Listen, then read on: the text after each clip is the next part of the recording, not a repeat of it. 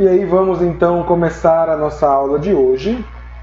Hoje nós vamos falar sobre Sócrates e Platão, né? Então, continuando o nosso caminho ali pelo mundo grego, e já falando de um outro momento, que é o período antropológico. Então, só para a gente ter um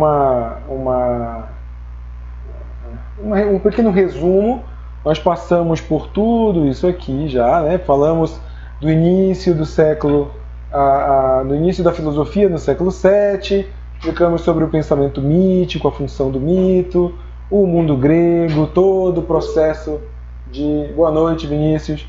Todo o processo de... Ai, meu Deus, e agora? Só a Larissa tá tendo esse problema, gente?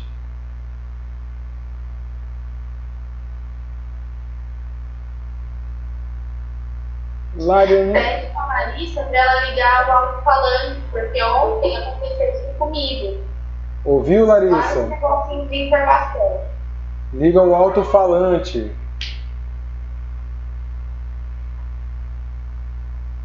O meu áudio está normal também. Beleza. Larissa, liga o alto-falante, vê se tu consegue colocar ou então um fone de ouvido. Beleza, Larissa? Então conseguiu? Beleza, então, vamos... Tá, qualquer coisa avisa, tá? Vou recomeçar aqui então, tá? Então nós passamos aqui pela função do mito, falamos da virada cultural do mundo grego, com todo esse processo de início da filosofia, nascimento da filosofia com o questionamento do mito, e aí vimos lá todos os filósofos a partir da Físis, Tales, Anaximandro, Anaxímenes, passamos por Pitágoras, Parmênides, Heráclito, Empédocles, Anaxágoras e Demócrito, e aí chegamos então em Sócrates. Isso, caracterizamos então todo esse período anteriormente falado de período cosmológico, né, como já falamos, ou período pré-socrático, justamente porque vem antes deste nosso personagem de hoje, que é o Sócrates. A caracterização do período pré-socrático ou cosmológico vem justamente do esforço empreendido pelos pensadores de buscar uma opção ou uma explicação para o surgimento do mundo a partir de um elemento, né, de origem, dando aí o início de uma compreensão de causalidade entre causa e efeito, entre origem e fim, no nosso pensamento ocidental. É válido lembrar que de Heráclito até Demócrito, que nós vimos, eles são contemporâneos a Sócrates. A maioria desses filósofos, a partir do Heráclito, eles estão vivendo em Atenas, principalmente, no mesmo momento que Sócrates. Sócrates vai aparecer aí, a primeira aparição de Sócrates com um deles é justamente com o Parmênides, quando Sócrates tinha ali os seus 17 aninhos. Estava começando os estudos em filosofia, estava começando as suas atividades filosóficas com Anaxágoras, e nós temos esse registro aí do encontro do Sócrates com o Parmênides. Eu não sei se eu cheguei a contar para vocês essa fofoca. Larissa saiu, eu acho que ela não conseguiu pelo celular dela. Não sei se eu cheguei a contar para vocês essa fofoca, que o Sócrates, então, ele, ávido estudioso de filosofia, ele acabou, então, estudando bastante os escritos de Parmênides e foi até um discurso de Parmênides numa das ágoras de Atenas, onde ele questionou algumas coisas no discurso de Parmênides, né? Então chegou lá e falou assim: Parmênides, você escreveu isso, aquilo, blá blá. E aí Parmênides acabou ridicularizando o Sócrates em praça pública. Relaxa, Giovana, tá perdoada. Faça aí o que for melhor para você. Veja aí a melhor forma para você não ficar com instabilidade. E aí, o Sócrates, nesse momento, né, que já havia sido ridicularizado pelo Parmênides, nesse momento, Sócrates então faz a promessa de que ele iria fechar a boca, que ele iria se calar, e ele só iria voltar a falar quando ele tivesse certeza do que ele estava falando. E isso é inclusive o fundamento da filosofia socrática. Quando Sócrates volta a falar, o Sócrates vai então proferir aquela famosa frase, só sei que nada sei, né? Então, e porque essa base, o vizinho escutando música, essa é a base do fundamento dele, que é a ignorância, reconhecimento da ignorância, é a base para a filosofia socrática. Isso tudo se deu aí no encontro do Sócrates com o Parmênides. Bom, no período antropológico, no início desse período antropológico, a gente precisa entender que é considerado um período, mas não necessariamente aquilo que a gente estudou no período cosmológico havia terminado, até porque, como falei para vocês, Sócrates vai ser contemporâneo de muitos daqueles filósofos. Essa separação se dá apenas pelo modo como se organiza o pensamento de determinados filósofos. Então Sócrates vai iniciar um movimento filosófico em Atenas que vai meio que para um caminho completamente diferente daquele tomado pelos filósofos da natureza, pelos filósofos cosmológicos, que é a centralização do homem, a centralização do antropo, né? Antropo em grego significa homem, e aqui nesse momento a gente tem muito essa ideia e essa palavra mesmo para significar o pensamento, que é homem, né? Não se falava, por exemplo, não se tinha o conceito de ser humano, sendo também o contexto grego um dos contextos que construíram o nosso patriarcado, a nossa cultura patriarcal, do qual centraliza na figura masculina, né, a ideia de pessoa, a ideia de indivíduo, colocando todas as outras formas, todos os outros gêneros, todas as outras subjetividades como secundárias ao homem, né? Então, aqui nós temos o antropo entendido como o homem é a medida das coisas. Isso começa no momento em que existe uma grande mudança no mundo grego, caracterizada pelo deslocamento das preocupações filosóficas e muitas outras coisas que vocês vão ver ou já viram lá naquele vídeo sobre a democracia grega. Lá eu contextualizo a Grécia, eu contextualizo Atenas que Sócrates está vivendo, né? Principalmente no momento em que se tem o auge da democracia grega. A democracia não vem de uma forma muito bonitinha e organizada, e Atenas passa por vários eventos e vários momentos bem conturbados. Isso vem com essa grande máxima nessa mudança do mundo grego, que é justamente a ideia de uma transposição do objeto de questionamento, daquilo que os filósofos começam então a se preocupar. Quem vai conduzir essa mudança vão ser os que Sócrates vai chamar de sofistas. Os sofistas eram, em sua grande maioria, eram aqueles pitagóricos que acabaram fugindo e não tendo para onde ir lá depois que a escola de Pitágoras acabou sendo queimada. Lembra quando a gente falou de Pitágoras que depois das tretas que o Pitágoras arrumou, a escola pitagórica foi queimada lá na ilha, na Península Itálica, né?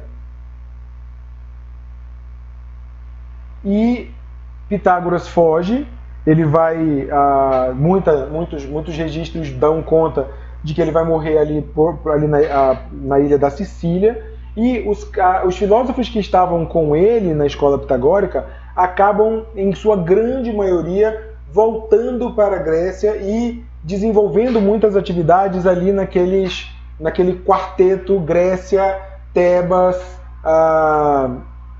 Corinto e Esparta, principalmente em Atenas, por conta da sua composição nova, da nova composição política, que vai meio que exigir e despontar uma grande necessidade da fala,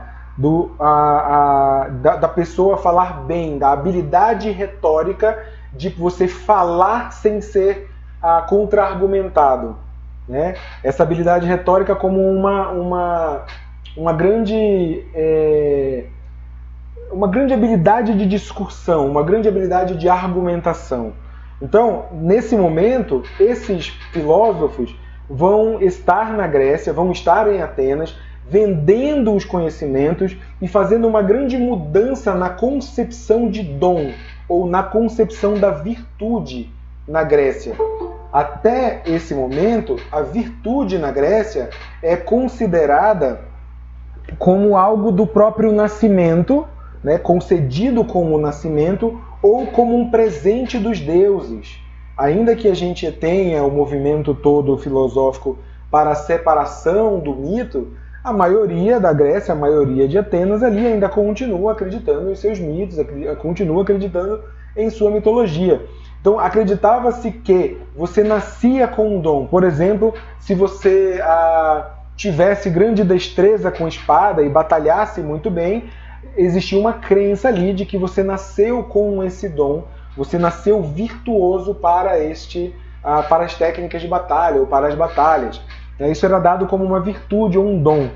Essa virtude é chamada em grego arete.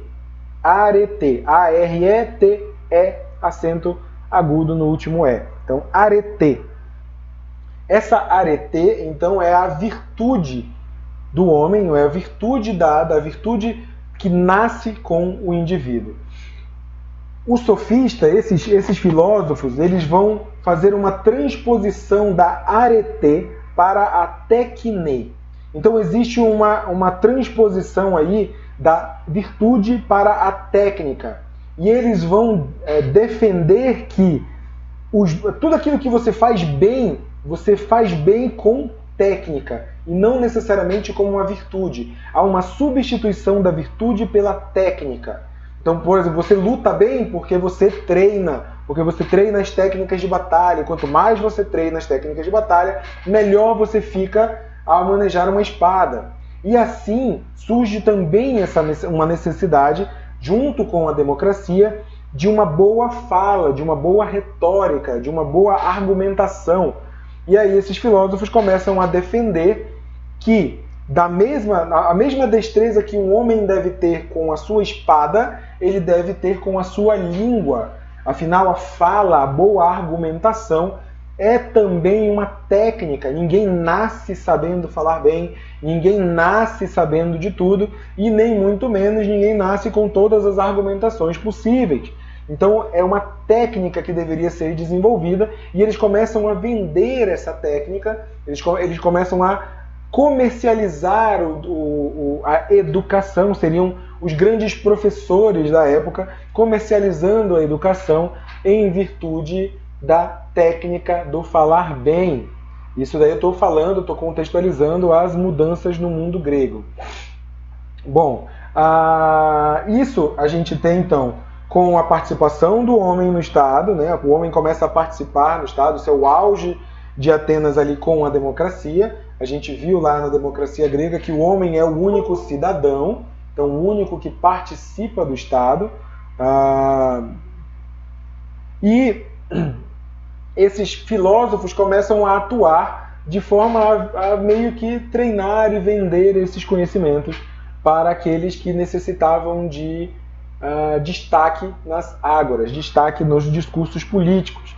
Né? Bom, esses caras vão ser chamados por Sócrates de sofistas. A maioria deles, como já disse, provinha ali da escola pitagórica. Muitos, inclusive, vão ser professores do próprio Sócrates. Né? Tiveram muitos, por exemplo, como um filósofo chamado Arquelau, que era um grande matemático também, e que foi tanto professor do Sócrates, como também foi mestre do Platão. Depois a gente vai falar aí também de Platão nesse contexto.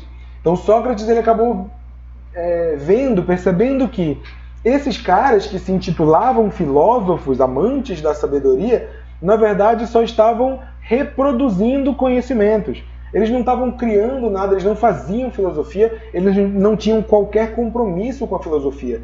Eles estavam apenas reproduzindo conhecimento. Então ele utiliza o termo sofista, que em grego significa falso sábio.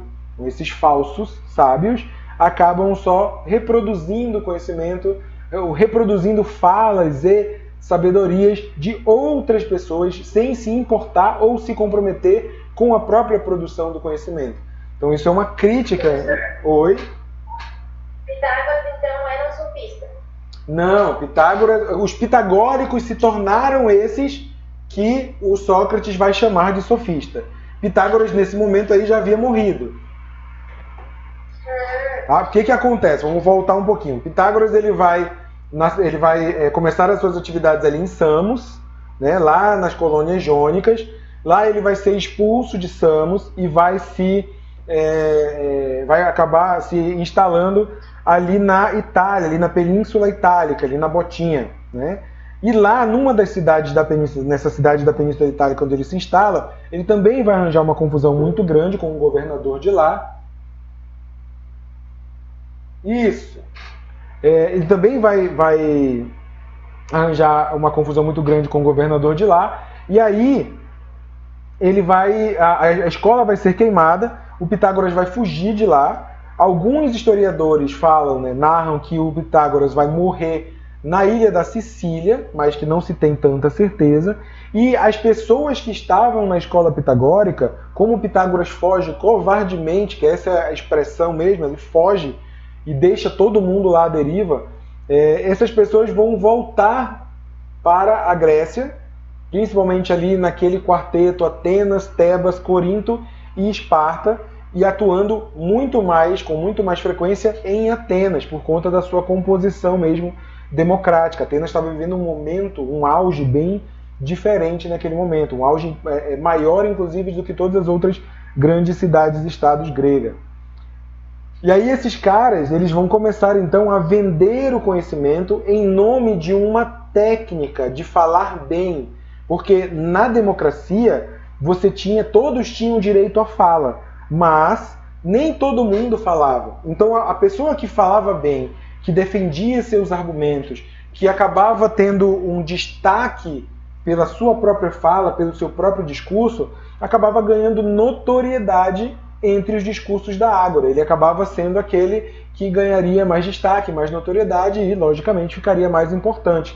Então, a política, a democracia grega vai acabar por revelar e exigir que certas pessoas se destaquem, porque nem todo mundo vai falar, nem todo mundo vai conseguir não só falar em público, como também desenvolver um argumento. E aí esses caras vão começar a ganhar notoriedade, porque na grande maioria a briga na democracia grega era para verificar, para ganhar justamente essa notoriedade ou um certo status de notoriedade que garantisse posicionamentos das famílias tradicionais. Né? A democracia vem para derrubar um sistema político e um sistema tirânico de poder entre as famílias tradicionais de Atenas. E é lógico que as famílias tradicionais elas não vão simplesmente dizer assim, beleza, vamos derrubar tudo mesmo e dar o poder para os mais pobres, e dar o poder para o povo. Pelo contrário, a forma de demagogia entre a democracia vai acabar sendo a resistência que as famílias tradicionais vão encontrar para se manter no poder. Então, ainda que a gente tenha a instituição democrática na Grécia, nós vamos ter muitos dos membros de famílias tradicionais ganhando destaque e notoriedade nas ágoras, nas discussões políticas, porque eles vão poder, inclusive, pagar pelos serviços desses filósofos e aprender o que eles falavam sobre a arte da retórica, ou seja, sobre a arte do falar bem. Então a gente ainda tem uma certa manutenção de um status quo dessas famílias tradicionais. Exatamente, esses caras que viviam, que faziam essa comercialização, eram chamados pelo Sócrates de sofistas. Tá? É o Sócrates que vai fazer essa crítica e vai usar o termo sofista. Ah, não, então, é por isso que eu estou falando, é o Sócrates que vai fazer isso, mas esses caras eram filósofos como qualquer outro. O Sócrates vai fazer essa crítica a esses filósofos, chamando eles de sofistas, né, que são falsos sábios. Sofista não é um cargo e nem uma designação, é uma crítica que o Sócrates faz a esses filósofos, né, chamando esses filósofos de falsos sábios. Oi. Então, o Sócrates então chamou o pessoal de sofistas porque eles não estavam produzindo conhecimento e sim reproduzindo o conhecimento que já existia, certo? Exatamente. Então a gente pode, hoje, não sei se hoje, mas a gente pode, nesse contexto, considerar a filosofia a produção do conhecimento, né? E não só a falta do questionamento. Porque no ensino médio a gente aprende que filosofar é você se questionar, né? Uhum. Pelo menos eu que foi pautado a mim. E aqui passa essa visão de não, é você se questionar e a partir dali reproduzir, certo? Ó, então a gente tem 2 pontos aí, vamos fazer um parêntese para responder essa pergunta. A gente tem 2 pontos importantes. Primeiro, como a gente entende a filosofia, e aí a gente tem a proposta moderna e pós-moderna do entendimento da filosofia, uma discussão em que vai para além do segundo ponto, que é a divisão entre filosofia e ciência.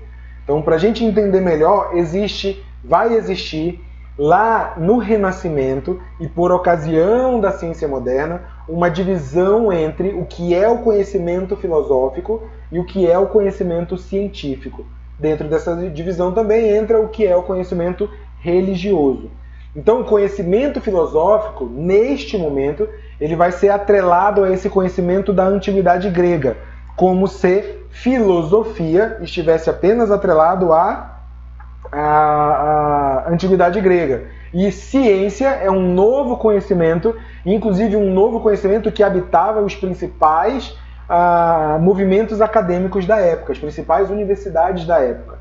Daí a gente tem o advento das grandes ciências e pela própria necessidade, pela própria necessidade acadêmica, necessidade dessas universidades, nós vamos ter, isso no século XVIII, depois que todo o boom do Renascimento acaba, que a gente tem ali a ciência já bem estabilizada, bem organizada, nós vamos ter 2 movimentos distintos. Um, defendendo a filosofia como um modo de conhecimento à parte, e inclusive defendendo a filosofia como mãe de todas as ciências. Aliás, é da filosofia que vai nascer todo o modo de questionamento. A gente tem, por exemplo, o Kant, que vai falar que filosofia, de forma alguma, ela é um modo de responder às coisas. A filosofia jamais irá responder às maiores questões da humanidade, mas ela é um modo essencialmente e importante de questionamento. Então a filosofia é que dá a base para o questionamento humano, inclusive para as grandes ciências. E nós vamos ter, por exemplo, o Comte, que vai manter essa separação e vai dizer não, a ciência já atingiu um estado positivo e ela não precisa mais de outras formas de conhecimento, como a filosofia, como a arte, como a religião. Outro cara que vai já no século XIX, já no século XX, na verdade, que vai falar isso é o Freud. O Freud, inclusive, vai dizer que a filosofia, a arte e a religião são inimigos da psicanálise. Então a gente tem aí grupos que vão defender a filosofia, e hoje a gente tem, inclusive, essa defesa da filosofia como uma forma de você não só compreender, como também agir em sociedade, que são os filósofos modernos e tudo mais, filósofos modernos e pós-modernos, como a gente vai ter também muitas falas tratando da filosofia como um conhecimento antigo, como algo que não tem mais validade e dando maior característica para a maior importância para a ciência. Ambos são válidos, ambos os discursos são válidos, até porque a gente está vivendo num momento em que a verdade absoluta já caiu por terra, né? Nós estamos vivendo um momento aí de transição para uma pós-modernidade em que não existe mais a ideia de verdade absoluta e a relatividade que vem aí da física já atingiu todos os fatores da ciência. Então a filosofia hoje ela tem um papel muito importante na sociedade em vários campos, mas ela também vem atrelada a muito das discussões e das ciências humanas. Então a filosofia hoje ela está muito atrelada aí às licenciaturas, né? Falando aí em formação e falando em profissões, ela está muito atrelada às atividades das licenciaturas e das ciências humanas. Beleza? Então, num contexto pós-moderno, a gente pode afirmar que a filosofia, a ciência, a religião e a arte, por exemplo, são campos distintos, são corpos distintos que precisam um do outro para ter uma resposta, certo? Você pode assumir uma postura de não ser preconceituoso com relação ao tipo de conhecimento ou à fonte do conhecimento e dialogar com várias fontes de conhecimento. Agora, aí já é uma posição mais pessoal. Entender ainda uma necessidade de encontrar uma verdade pode ser perigoso nos dias de hoje. Né? Agora, lógico, dialogar com várias fontes de conhecimento, dialogar com possibilidades diferentes de conhecimento, seja ela conhecimento dito científico, filosófico, religioso, artístico, eu acredito ser essencial. É importante você saber dialogar com outras formas de conhecimento e não olhar da mesma forma que a gente hoje critica algumas posições de olhar para a ciência com certo desdém. Também, se você é uma pessoa que gosta de ciência, que gosta dos procedimentos científicos, não olhar para outras formas de conhecimento também com desdém. Suelin, o que aconteceu com Pitágoras foi assim, ele começa em Samos, e aí depois ele vai para uma cidadezinha lá na Península Itálica. Eu realmente não lembro o nome, eu vou procurar de novo essa informação para dar para vocês. Essa cidadezinha na Itália, se eu não me engano, agora me veio na cabeça, é Crotona. Crotona é o nome da cidade em que Pitágoras vai se instalar na Península Itálica. E aí de lá ele foge para Sicília e não tem necessidade. Sicília é aquela ilha bem abaixo da botinha, que parece a bola que a bota vai chutar, né? Parece uma bolinha que a bota iria chutar. Aquilo ali é a ilha da Sicília, e ali conta-se, né, que Pitágoras fugiu para ali, mas não se sabe necessariamente se realmente isso aconteceu, se ele fugiu para ali ou se ele morreu ali. Então não se tem muitas certezas com relação ao paradeiro de Pitágoras. Beleza? Então ele sai de Samos, vai para Crotona e aí de lá some do mapa. Escafedeu-se. Beleza, vamos voltar então aí, fechamos todos os parênteses. Estamos fazendo essa contextualização do Sócrates no momento aí de mudança do mundo grego e no surgimento da polis, o início da democracia. Uma grande mudança que nós vamos ter é justamente na passagem, acredito que já falamos disso na sala, na passagem do objeto de estudo. A physis dos filósofos da natureza, ela vai ser deixada de lado e vai ser inclusive questionada. Por isso aqui embaixo a gente tem a crítica aos sofistas e aos filósofos da natureza. O Sócrates vai olhar, vai ver esses caras como Heráclito, Parmênides, Empédocles, essa galera toda que falava ou que postulava sobre uma physis e vai dizer que essa discussão é inútil. Né? Não existe nenhum propósito em discutir a origem do universo. A gente tem que saber qual é o nosso lugar, qual é o nosso papel como homem, como cidadão, como pessoa na sociedade. Né? Por isso a gente tem aí uma mudança da physis para o nomos e o logos. Mas era uma forma de... Tiago, era uma forma de ganhar dinheiro diferente. Não é tipo assim, vou enriquecer com isso. Mas sim, eles comercializavam. Isa, não consegue me escutar? Todo mundo está me escutando? Agora eu fico preocupado por causa do... Voltou aqui. Estou ouvindo. Professor, você pode repetir qual foi a mudança de Sócrates? Peraí, gente, agora eu fiquei preocupado de não gravar de novo essa aula. Sumiu meu áudio por completo para todo mundo? Não, aqui nunca sumiu, na verdade. Beleza, tá, então... Perfeito também. Tá, show de bola. Então o que você quer que eu volte, desculpa? Você falou de Sócrates, criticou a physis, correto? Isso, criticou a filosofia da natureza. Você poderia repetir essa parte? Tá. Então o Sócrates vai criticar os filósofos da natureza, justamente porque ele não via função nenhuma em discutir a origem do universo. Né? Ele não via função nenhuma em discutir sobre a física, em saber se o universo, de onde o universo veio, para onde vai, quem deu origem à matéria e o quê. O que ele vai dizer que é útil é justamente entender e discutir qual é o nosso papel enquanto cidadão, qual é o nosso papel enquanto homem, enquanto a pessoa, enquanto participante ali de Atenas, por exemplo, na própria sociedade. Peraí, o que eu estou fazendo aqui? Qual é a minha função aqui? Por que eu nasci? Né? Não necessariamente porque que um átomo ou um elemento deu origem à minha matéria. Mas beleza, tá aqui, eu tô criado. Por que eu tô aqui? Qual é a minha função aqui nesse mundo e principalmente qual é a minha função nessa sociedade? O que eu tenho que fazer para os outros? O que os outros fazem que me influenciam? Então toda essa discussão que a gente vai ver em Sócrates, vai ver em Platão, vai ver lá em Aristóteles, a ética do Aristóteles, inclusive vai se fundamentar nesse papel social.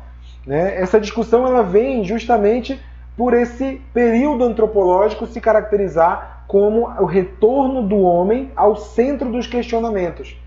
É por isso que nós chamamos esse período que começa com as discussões do Sócrates, mas que necessariamente não exclui os outros filósofos da natureza, mas esse período antropológico por concentrar as perguntas, os questionamentos, as preocupações no homem.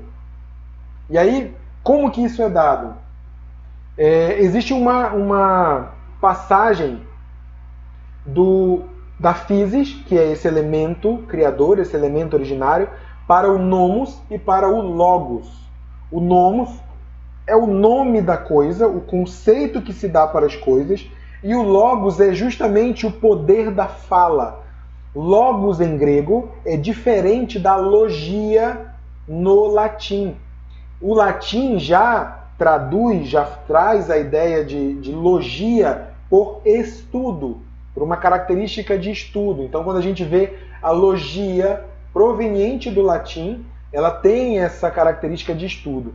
O logos para o grego ele tem um sentido de fala, de discurso. Então é lógico que o nome ou o conceito da coisa ele precisa estar embasado num discurso. O logos e o nomos são as duas grandes preocupações, os dois grandes objetos de estudo da filosofia agora no período antropológico. E quem vai se utilizar muito bem e vai inclusive montar a sua filosofia com relação ao conceito da coisa e ao discurso é justamente o Sócrates. O Sócrates ele vai caracterizar esses dois elementos como algo importante para a compreensão da filosofia e a busca da verdade.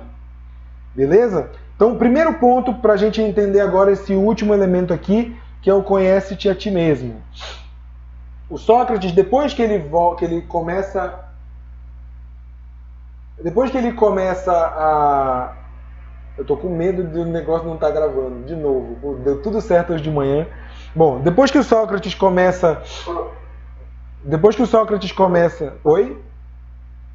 Poderia explicar de novo o logos? Porque o meu áudio parou e voltou, o senhor está lá na frente. Pode só explicar de novo o logos? Claro. A diferença entre o logos e o nomos. Beleza, então olha só. O nomos é o nome ou o conceito da coisa, né? O conceito que a gente dá, o nome da própria coisa. Né? E o logos, em grego, significa fala, discurso. O logos grego é diferente da logia para o latim. Em latim, logia significa estudo, tem uma conotação de estudo, de atividade intelectual. E o logos para o grego, diferente da logia no latim, ele tem essa característica de discurso, de fala, de dizer algo. Né? O poder da fala, o poder do discurso. Então o logos ele é usado aí para atrelar o nomos, ou seja, o nome só pode ser dito pelo discurso, ou em razão do discurso. É o discurso que se apropria do conceito para se fazer inteligível. E quem vai utilizar muito isso no início, vai iniciar com isso e vai se utilizar muito bem disso, é o Sócrates. Toda a filosofia do Sócrates vai estar pautada nesses dois elementos.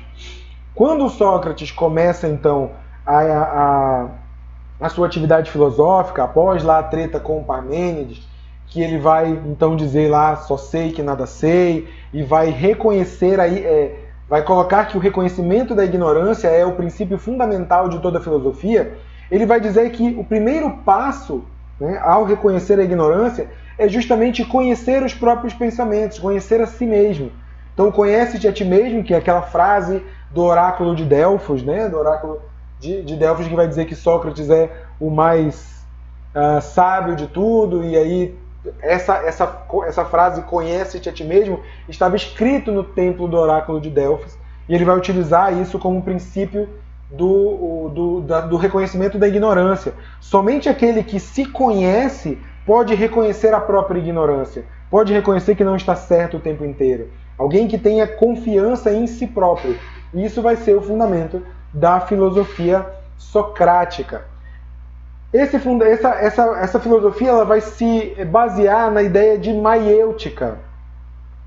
A maiêutica é um método chamado de método dialógico, que consiste, para o Sócrates, em libertar as simples opiniões, libertar das opiniões individuais, para chegar a conceitos gerais. Então, conta-se, né, que essa palavra maiêutica significa parto, né, de parto, de parir algo, né, de parto. E tem muita influência dos pais de Sócrates. Sócrates tinha mãe parteira e pai escultor. E o Sócrates defendia que o filósofo era aquele que transcendia as verdades individuais, esclarecendo, ou tornando, ou dando à luz a verdade, né, dando à luz ao conhecimento e esculpindo as verdades. De novo, porque eu acho que ficou confuso.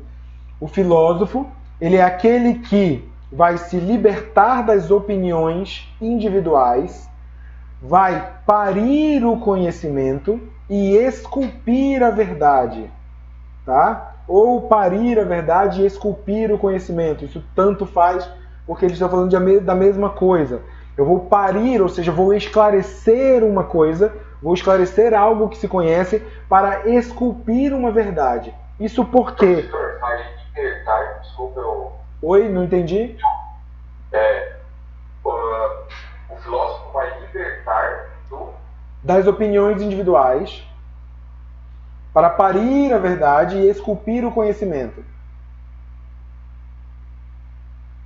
Vamos tentar explicar isso melhorzinho. Ó, aqui embaixo. Beleza, então olha só. Os sentidos, para o Sócrates, os sentidos humanos, aqueles que coletam as informações do mundo exterior, eles são individuais.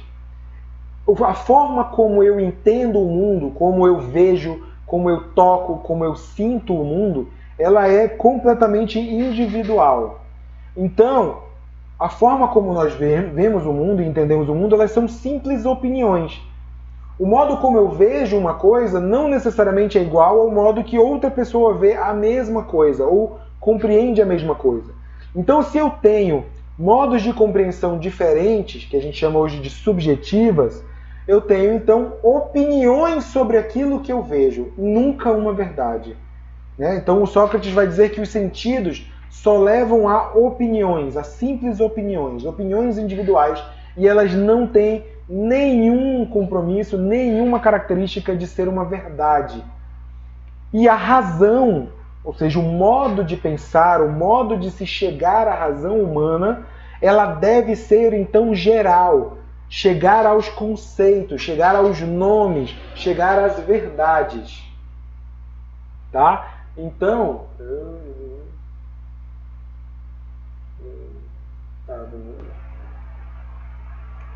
Beleza, vamos continuar. Então, a razão ela é geral, justamente porque esses conceitos eles são gerais. O que o filósofo deve fazer?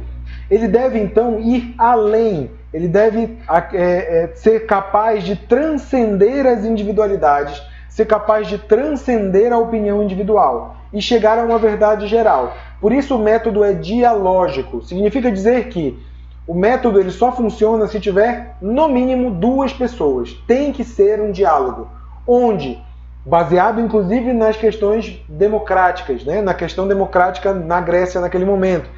Todos no discurso, todos nessa conversa têm direito à fala.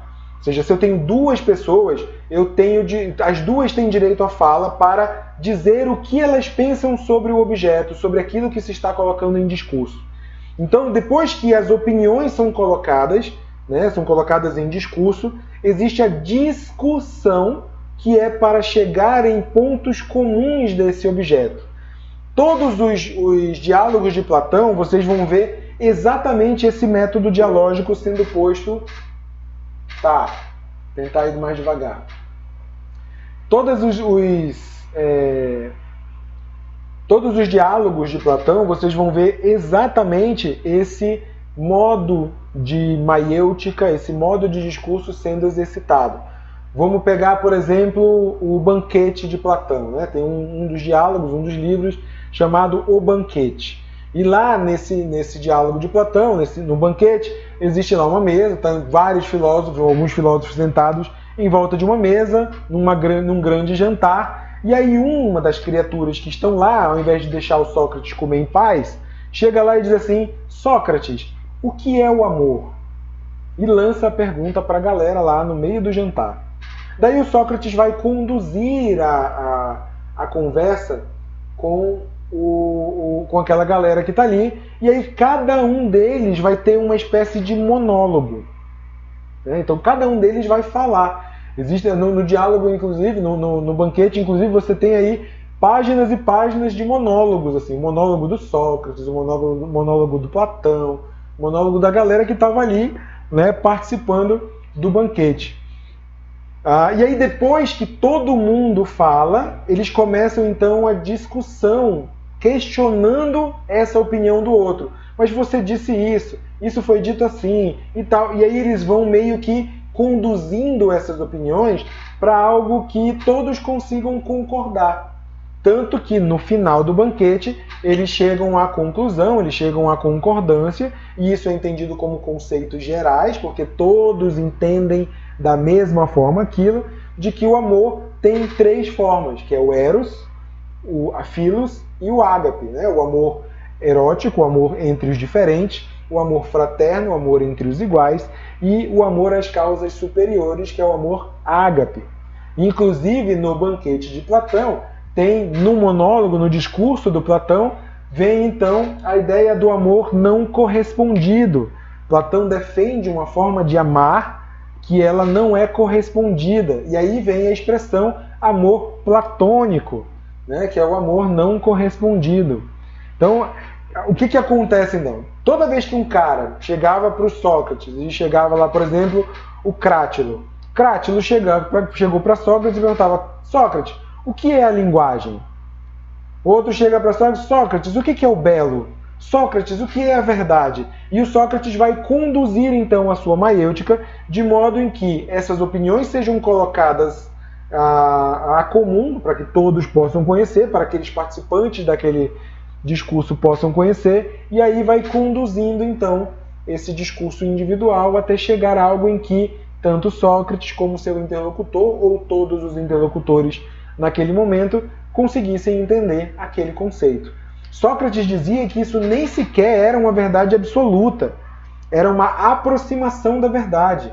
Inclusive, se, por exemplo, se eu não me engano, é no banquete também que tem isso, Sócrates vai dizer assim: se chegar mais uma pessoa aqui, talvez mude o nosso conceito, talvez com as concepções que ela traga para essa discussão, a gente mude alguma coisa. Então vai depender muito do momento, de como essa verdade está sendo discutida e principalmente das virtudes que estão em jogo. Porque para o Sócrates, a gente vai ver aqui embaixo, né? O conhecimento é a virtude da boa alma. O conhecimento ele não é produzido de qualquer forma.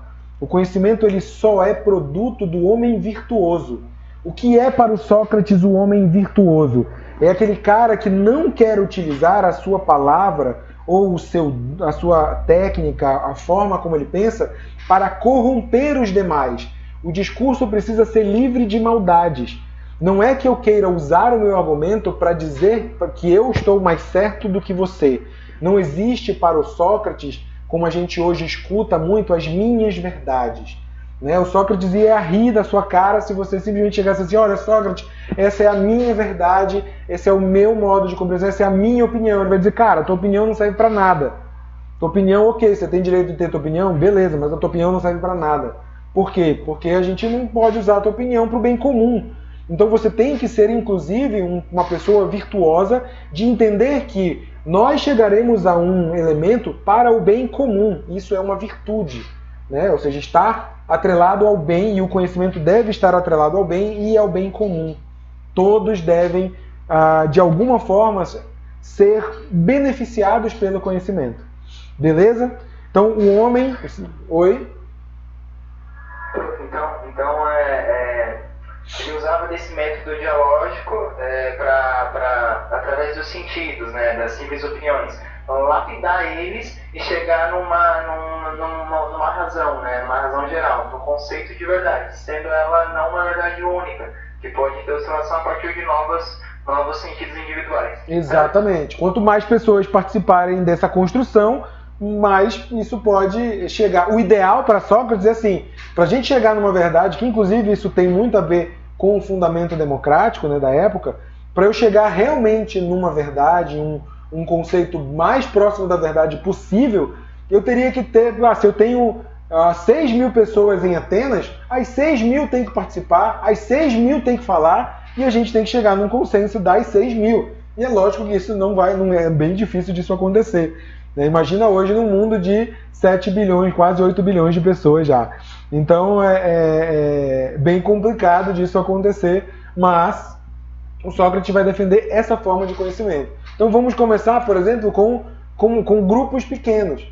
O que acontece? Se a gente quer chegar a uma conclusão, a gente vai corresponder aos anseios de todo aquele grupo que está buscando aquela verdade, e aquela verdade só vai ser possível para aquele grupo que chegou àquele conceito, que chegou àquele consenso, né? Beleza? Então o homem deve... Beleza. A partir daí que surge a ideia do homem racional, né? Que ele é capaz de pensar, ele transcende essa individualidade, ele vai além disso, ele trabalha em cima disso para chegar às verdades gerais. Exatamente. Que, inclusive é geral para aquele grupo. É geral para o grupo que chegou àquela conclusão. Então, dessa forma, não Perfeito. de nenhuma forma é absoluta. Pronto. Beleza? Aqui já vai para Platão. Deixa eu ver o que eu posso lembrar mais de Sócrates.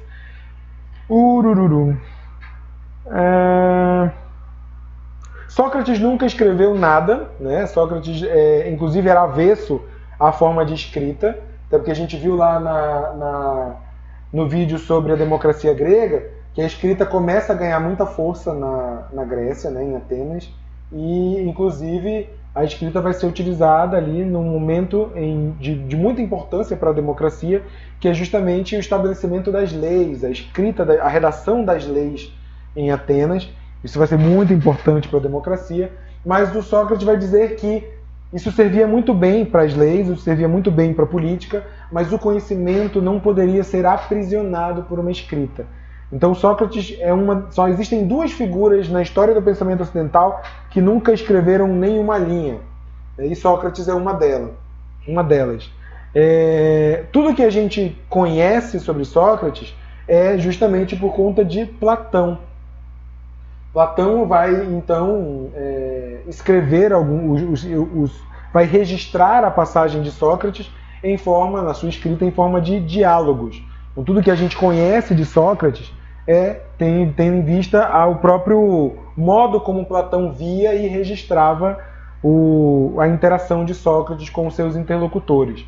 Inclusive, até o século final ali, vamos jogar até o século XVIII, nós ocidentais, estudando a filosofia grega, imaginávamos ou tínhamos Platão como uma pessoa mesmo, como um único produtor, e Sócrates não era considerado uma pessoa que existira de carne e osso. Sócrates era entendido como uma personagem mesmo dos diálogos de Platão, como se Platão tivesse elaborado uma personagem e sempre colocado essa personagem para ilustrar os seus diálogos. Só no século XVIII, com a descoberta, inclusive, de outros escritos de Xenofonte, por exemplo, que também tem Sócrates como uma personagem, só que Xenofonte escreve de uma forma mais de chacota com Sócrates, colocando Sócrates como um personagem bem engraçado, né, bem assim, preterido na sociedade. Até porque Sócrates, para quem não sabe, Sócrates era uma figura bem avessa aos ideais gregos. Ele era bem diferente, baixinho, obeso, todo maltrapilho, não gostava de tomar banho, né, só vivia com suas roupas rasgadas e maltrapilhos e andava descalço. Né, então ele era bem diferente da galera naquele momento. E eu sinceramente nem sei como é que essa galera chegava lá perto do Sócrates para perguntar as coisas. Acho que foi só porque o oráculo de Delfos disse que ele era o cara mais sábio da Grécia. Aí a galera foi lá encher o saco dele. Porque, mano, o cara não tinha absolutamente nenhum atrativo para o grego ali, que estava se organizando, principalmente os maiores pensadores ali na época, que estavam se organizando em outras frentes, chegarem no Sócrates para perguntar essas coisas. E aí nós temos a figura de Platão atrelada ao Sócrates, ou a figura de Sócrates, na verdade, atrelada ao Platão até o século XVIII, quando começa a se descobrir, inclusive descobrem-se os registros históricos da existência de Sócrates, né, como, por exemplo, a própria participação do Sócrates na Guerra do Peloponeso, uma estátua na frente... Tá tudo no Moodle, gente. Depois eu vou mostrar para vocês. Uma estátua de Sócrates, uma estátua na frente de uma construção ali de Atenas, que também é dada a Sócrates. Então, outros elementos que vão então garantir a existência real do Sócrates. Então, com isso, a gente tem aí dois grandes períodos, uma grande divisão aí em duas partes, que é o pensamento do Sócrates. Ele vai ser caracterizado apenas nos diálogos de Platão. Então, os diálogos de Platão, eles vão ser meio que separados do autor, não vão ser entendidos como a filosofia platônica. Todos os livros, toda a obra de Platão em forma de diálogos, eles vão estar atrelados à atividade filosófica do Sócrates.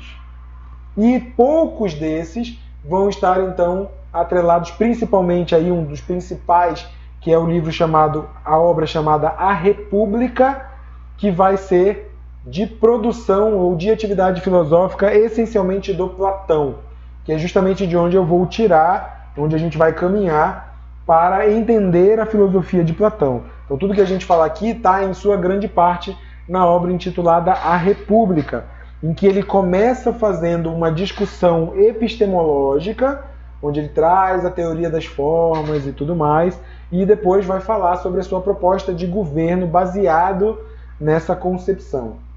Beleza? Então a gente vai agora para o nosso amigo Platão. Platão não é o nome dele, né? Platão é um apelido. Platão, o nome correto, o nome real dele é Aristócles, né?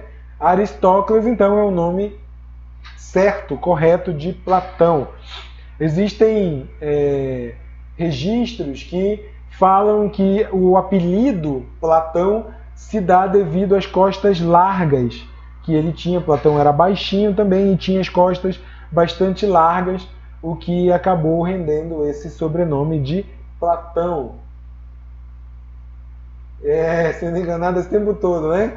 Ninguém nunca tinha revelado o nome do Platão correto. Mas o Platão, o nome dele é Aristócles, né? Então, tem também, inclusive, eu gosto muito de dizer que o Platão, ele tem um apelido por conta do seu... A exemplo da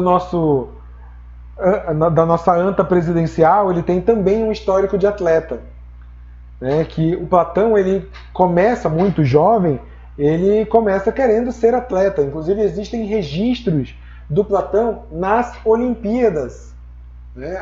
O Platão teve participação nas Olimpíadas em Atenas. E aí, Platão, tadinho, sempre chegava em último, mas só ganhava a medalha de Platão, e aí a galera zoava com ele, dizendo, então, ó o Platão ali, olha o Platão ali. Zoeira isso, é lógico, não tem nada a ver, mas é verdade, o Platão, ele teve participação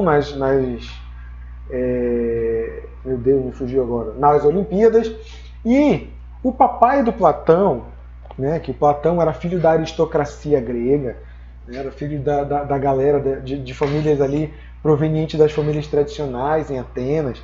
O papai do Platão disse assim, não, você não vai ser atleta, né, você vai ser político. Né, e aí lá vai o coitado do Platão, puto da vida, ter que estudar com alguns filósofos para se preparar para se tornar um grande político. Pois é, ele foi igualzinho também. Era aquele atleta, acho que Eu também sou muito atleta, eu jogo futebol quase todo dia no FIFA. Nossa, todo dia eu tô jogando futebol. Atleta demais. Ele devia ser esse tipo de atleta também. Então, vamos voltar aqui nesse negócio. Ai. Eu até me perdi no que eu tava falando. Ah tá, o papai do Platão então vai dizer pra ele que bora, eu topo, X1 no PS4. Pois me adiciona lá, peraí. Então o papai do Platão disse que o Platão deveria ser político. E o Platão então começa a estudar, ele vai estudar com Filolau, com Arquelau, com o próprio Anaxágoras, e vai ali, sabe Deus por quê, descobrir o Sócrates. Eita, pô, todo mundo querendo X1 comigo, né? Pera lá. Vou já dar uma P em vocês. Aí, o Platão então começa a estudar filosofia e vai descobrir ali, vai acabar descobrindo o Sócrates e vai então seguir o Sócrates nas suas andanças filosóficas. Bom, Platão ele vai compilar as suas ideias no livro, na obra chamada A República, onde tem muito ali do pensamento próprio do Platão. Então o que o Platão vai fazer? O principal ponto que a gente vai pegar da obra República, nós não vamos pegar a ideia política de Platão, que isso não vem ao caso nesse momento, mas vamos pegar a ideia de construção do conhecimento, de epistemologia, e como o Platão vai entender a ideia de conhecimento. O que o Platão vai fazer? Ele vai, então, reunir o conhecimento do Empédocles, lá há uma grande influência do Empédocles, uma influência do Pitágoras e do Sócrates, e vai tentar compilar tudo isso aí na sua teoria. Então, por exemplo, vamos pegar aí essas influências e destrinchar essas influências. Empédocles já havia falado que nós tínhamos uma dualidade nesse mundo, em que existia um mundo em que tudo fluía e um mundo que nada mudava.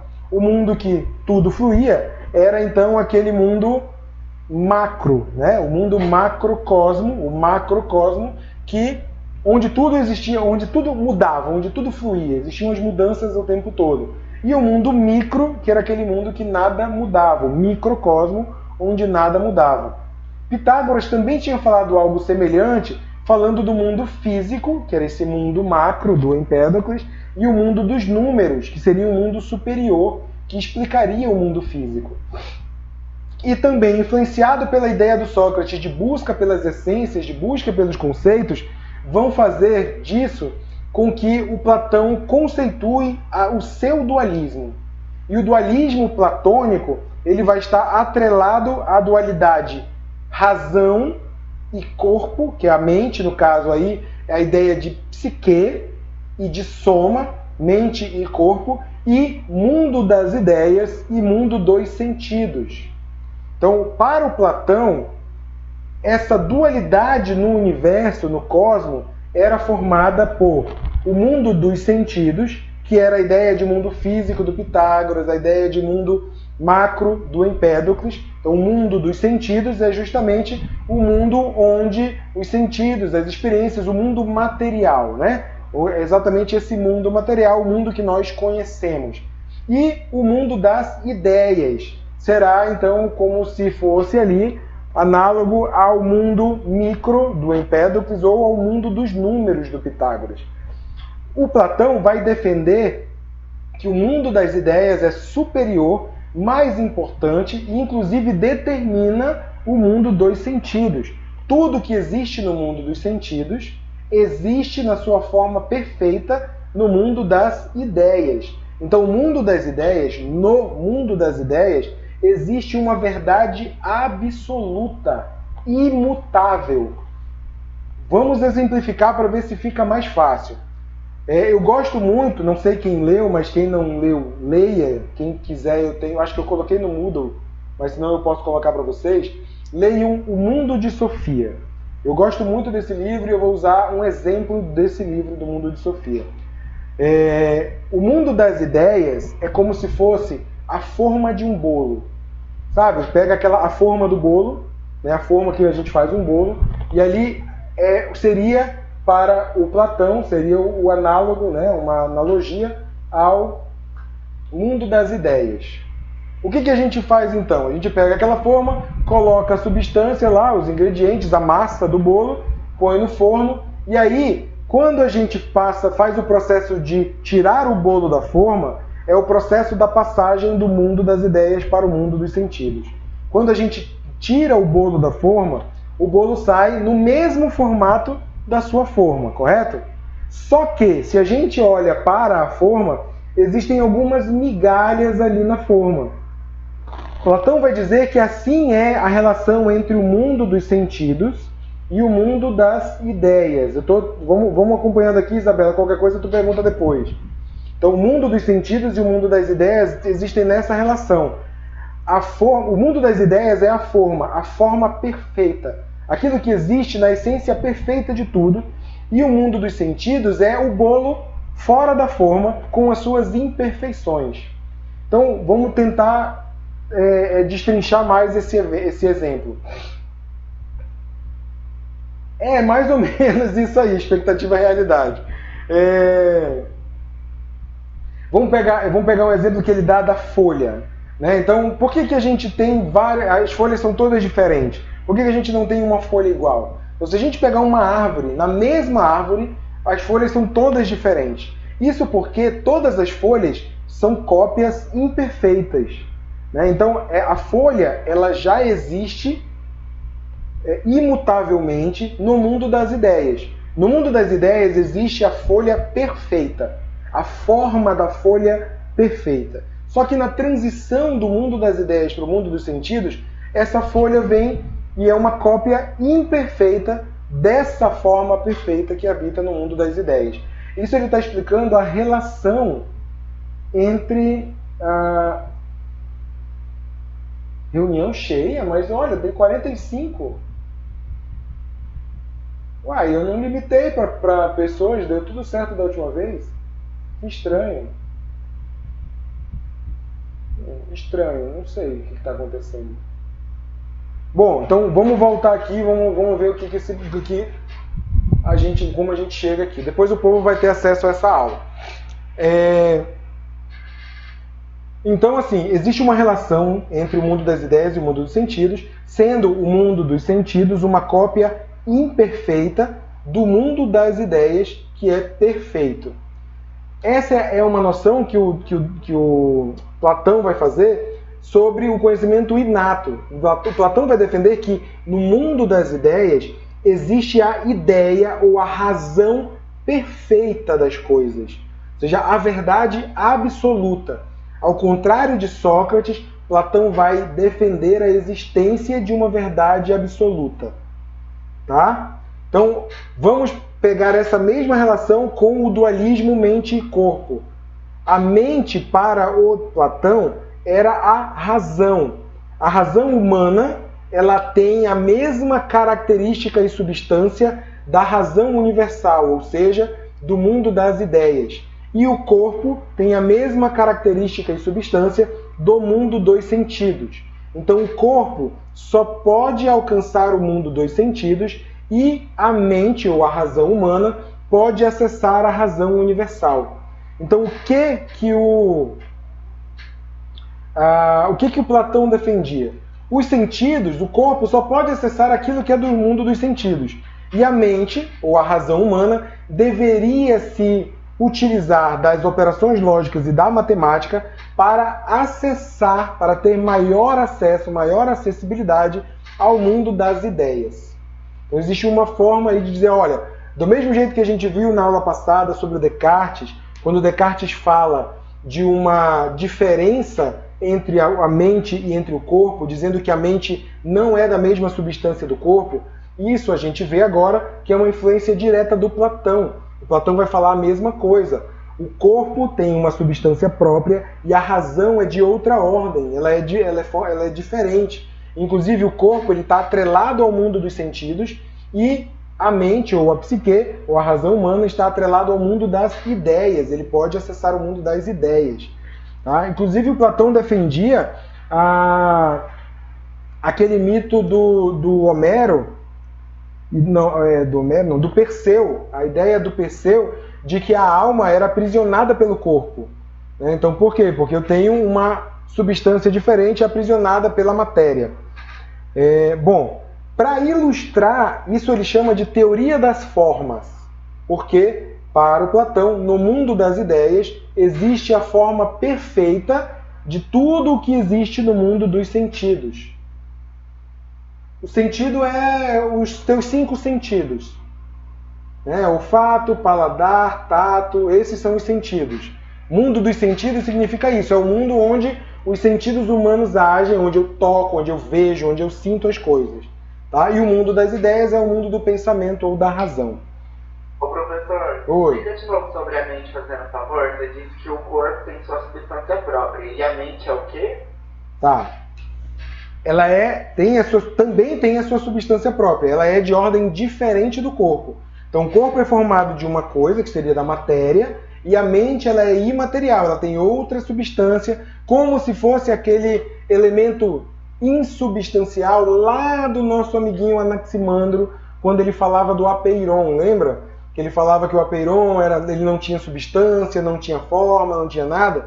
A única diferença é que no mundo das ideias, e a própria razão, ele não tem substância, mas no mundo das ideias existe uma forma perfeita desse elemento imperfeito no mundo dos sentidos.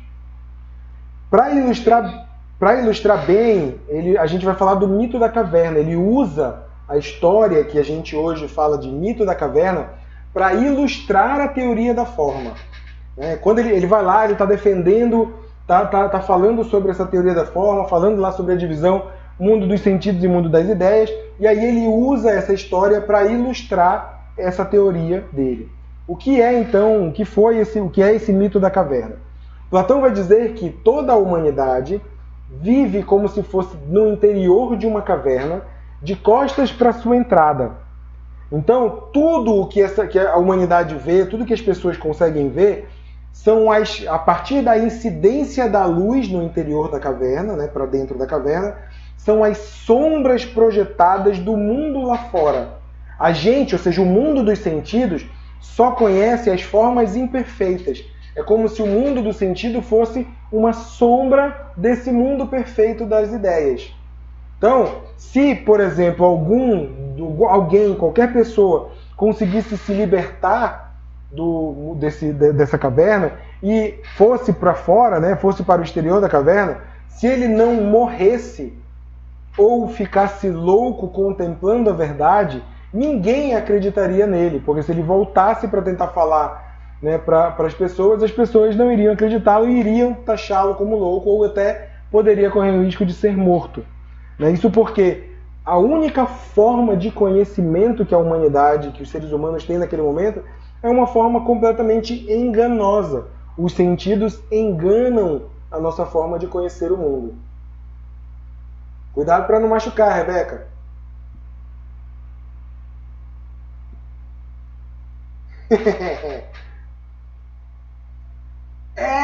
Senhor Lima, exatamente isso. Como se... E a gente pode usar hoje, por exemplo, onde que está a nossa caverna? A nossa caverna está nas redes sociais, na nossa bolhazinha, e a gente acaba... Normal, às vezes é a internet, né, Rebeca? E aí a gente acaba reproduzindo essa caverna nessa nossa bolinha. O Facebook, o Instagram, onde a gente só vê o que a gente quer, a gente só vê da maneira que a gente quer. seria uma ideia meio que modernosa aí desse mito da caverna. Beleza? Eu vou colocar outro vídeo sobre o Platão para vocês. Eu vou buscar um vídeo bem legalzinho do mito da caverna para vocês também. Bom, Platão com isso vai então defender que a verdade ela é universal e a verdade ela é absoluta, ela é imutável. O mundo das ideias é aquele mundo imutável onde nada muda lá no Empédocles. Então o mundo das ideias e todas as formas que tem ali, perfeita, todo o conhecimento, ele é um conhecimento verdadeiro, um conhecimento imutável e inquestionável. Por isso ele é absoluto. O mundo das ideias não tem mudança nenhuma. Existe lá tudo o que existe no mundo dos sentidos na sua forma mais perfeita e imutável, sem qualquer tipo de mudança. A mudança só ocorre no mundo dos sentidos. Da mesma forma que o Empédocles falava que essa mudança acontecia...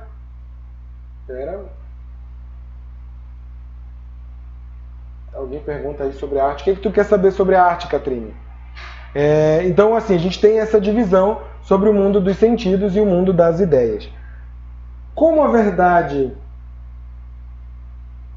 então, Platão não vai falar... Se a gente for pensar necessariamente em Platão, Platão não vai falar sobre cópia de cópia. Platão está falando de conhecimento e não vai tratar sobre essa ideia de arte. Oi. Depois você pode explicar novamente o que é a verdade para Platão? Só explicar novamente. Beleza. A verdade ela é absoluta. Tá? A verdade para o Platão é absoluta, ou seja, ela é imutável. Para o Platão existe uma verdade que ela é inata. Tá vendo aqui o conhecimento ou a verdade, ela é inata. Então não há mudança. A verdade é só uma, né? E sendo a verdade só uma, não há nada que possa modificá-la. O que eu posso fazer com a minha razão, com a razão humana? Me aproximar do mundo das ideias para descobrir essa verdade e utilizar essa verdade a meu favor ou a favor do meu intelecto. Tá? Então a verdade para o Platão ela é imutável e absoluta, porque ela é inata. Ela já existe inclusive antes do nosso nascimento. A verdade sempre existiu da mesma forma. Lembra quando a gente falava sobre o Parmênides, que o Parmênides dizia que o ser era imutável? Que as coisas sempre foram daquele jeito, sempre vão ser do mesmo jeito. O Platão fala isso do mundo das ideias. A ideia ou a verdade ela é imutável, ela sempre existiu. Ela sempre existiu antes dele nascer, antes de qualquer pessoa nascer, antes de qualquer coisa. Ela existe antes de qualquer ser. Né? Porque a verdade ela é absoluta e imutável. Essa verdade absoluta e imutável cria sombras ou cria substâncias que são mutáveis, que são perenes, que são incertas no mundo dos sentidos. Ou seja, todo o mundo dos sentidos é uma sombra, é uma criação imperfeita do mundo das ideias. Beleza?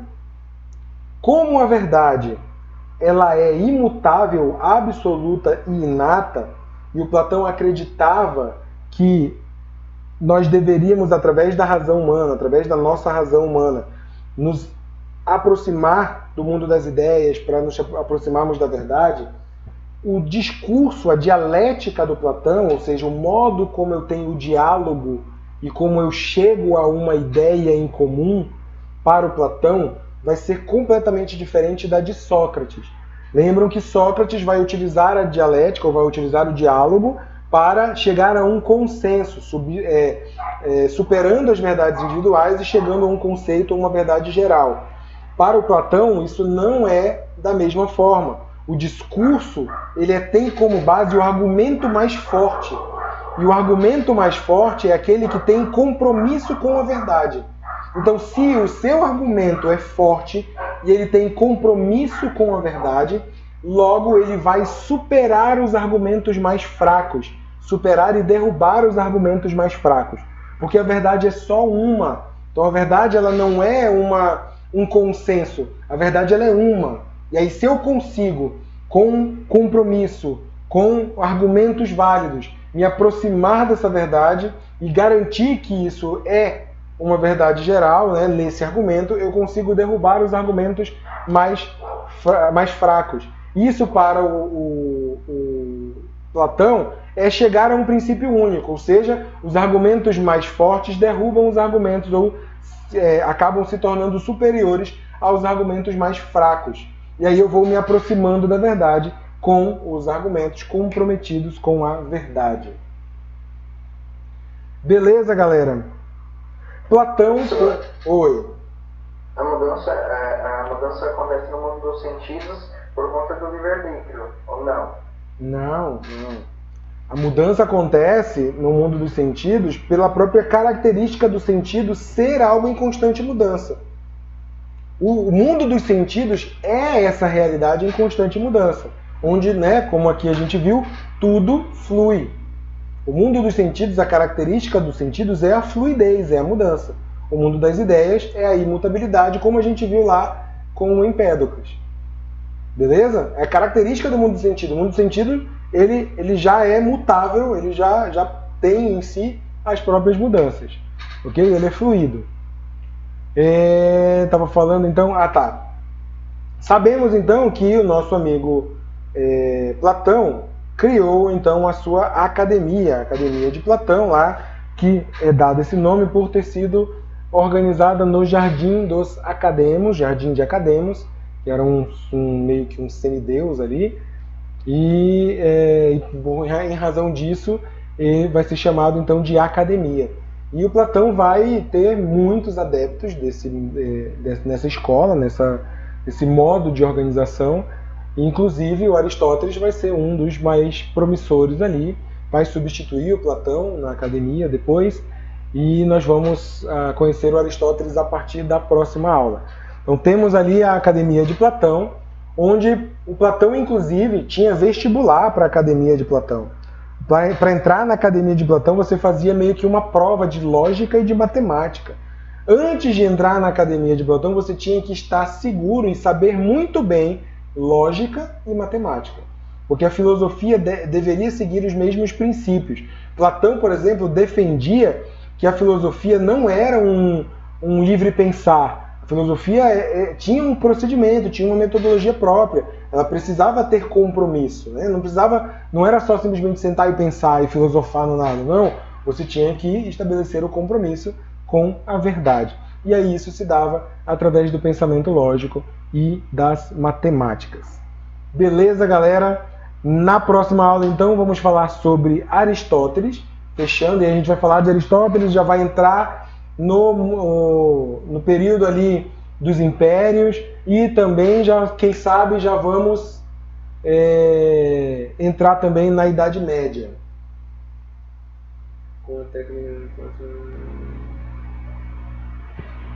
Então, a retórica aí para o Platão é justamente essa arte do falar bem e de utilizar-se corretamente dos argumentos. E se você se utiliza dos argumentos de forma correta, então significa que você tem compromisso com a verdade. Se alguém consegue, de alguma forma, questionar o seu argumento e mostrar uma lógica no questionamento do seu argumento, e tu fica em dúvida, por exemplo, se alguém te questiona algo, e tu fica em dúvida com o argumento que tu acabou de proferir, significa que teu argumento não é verdadeiro, porque outro argumento foi superior ao teu. E aí te colocou em dúvida, ou seja, você não está comprometido corretamente com a verdade. Beleza? Então sempre vai ser um argumento mais forte. Então, gente, vou parar aqui a aula. That's all, folks.